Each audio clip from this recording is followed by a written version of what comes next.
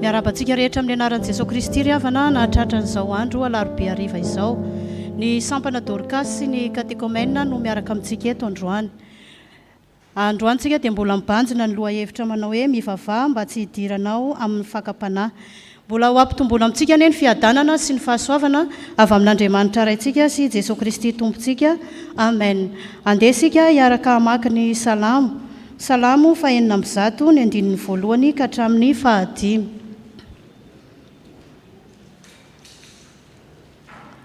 Salamo fahenina amby zato ny andininy voalohany ka hatramin'ny fahadimy. Rehefa hita dia rahantsika mamaky amin'ny anaran'i Jesosy manao hoe: Aleloia, miderany Jehovah, fa tsara izy, fa mandrakizay ny famindram-pony. Iza no mahalaza ny asa lehibe ataon'i Jehovah, na mahatonina ny fiderana azy rehetra. Sambatra izay mitandrina ny mety, ka manao ny marina mandrakariva. Jehovah, tsarovy aho araka ny fankasitrahanao ny olonao, vangio amin'ny famonjenao aho, ahitako ny soa azo ny voafidinao, hifaliko amin'ny fifalian'ny firenenao, hiraviravoko amin'ny lovinao. Amen. Iarahantsika manao ny firana FFPM laharana fa 470 ny andininy voalohany sy ny faharoa.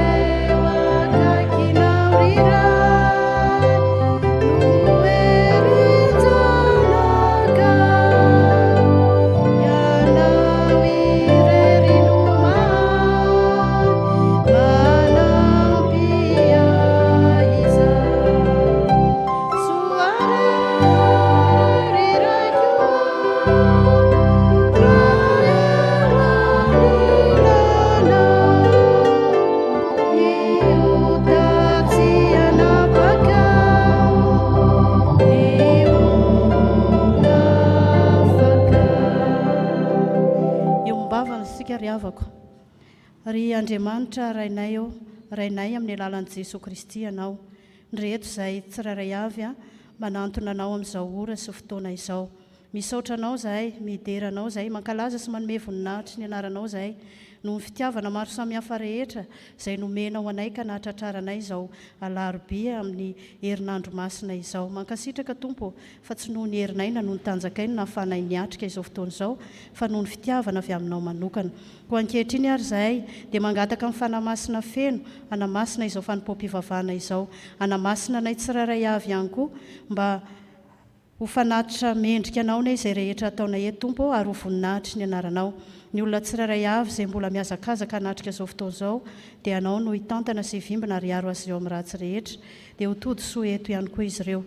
Dia amin'ny anaranao Jesosy no hanaovanay sy hametrahanay izany vavaka izany, ary ho marika ny fiombonanay dia iarahanay miredona ilay vavaka nampianarinao anay manao hoe: Rainay eo izay ny an-danitra, ho hamasinina anie ny anaranao, ho tonga anie ny fanjakanao, hatao anie ny sitraponao, ety an-tany tahaka ny eny an-danitra.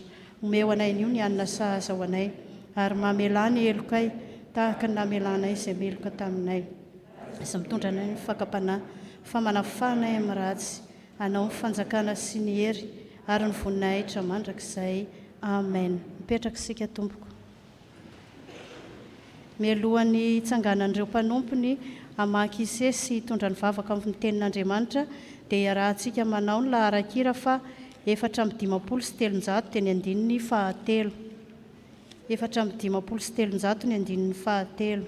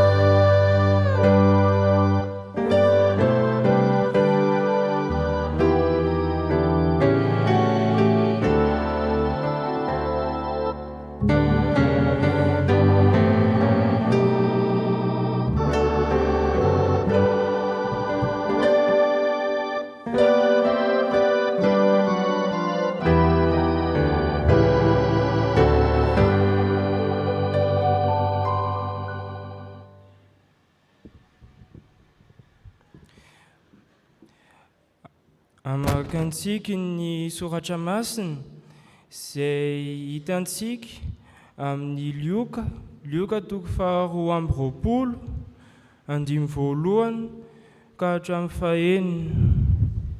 Lioka 2:20 andimy voalohany ka hatramin'ny fahaenina. Rehefa hitantsika dia izao hiamaka azy. Aminaran'i Jesosy, ary efa mby akaiky ny andro firavoravoana fihinana ny mofo tsy misy masirasiry dia ilay andro atao hoe Paska. Ary ny lohan'ny mpisorana sy ny mpanoradalàna nitady izay hamonoan'i Jesosy, nefa natao hatran'ny olona izy. Fa Satana niditra tao anatin'i Jodasy, ilay atao hoe Iskarioty, anankiray tamin'ny 12 lahy. Dia nankao amin'ny lohan'ny mpisorana sy ny lehibe ampiambiny. Izy ka niresaka taminy ny amin'izay amadian'i Jesosy amin'ireo. Dia hifaly ireo ka nanaiky hanome vola azy.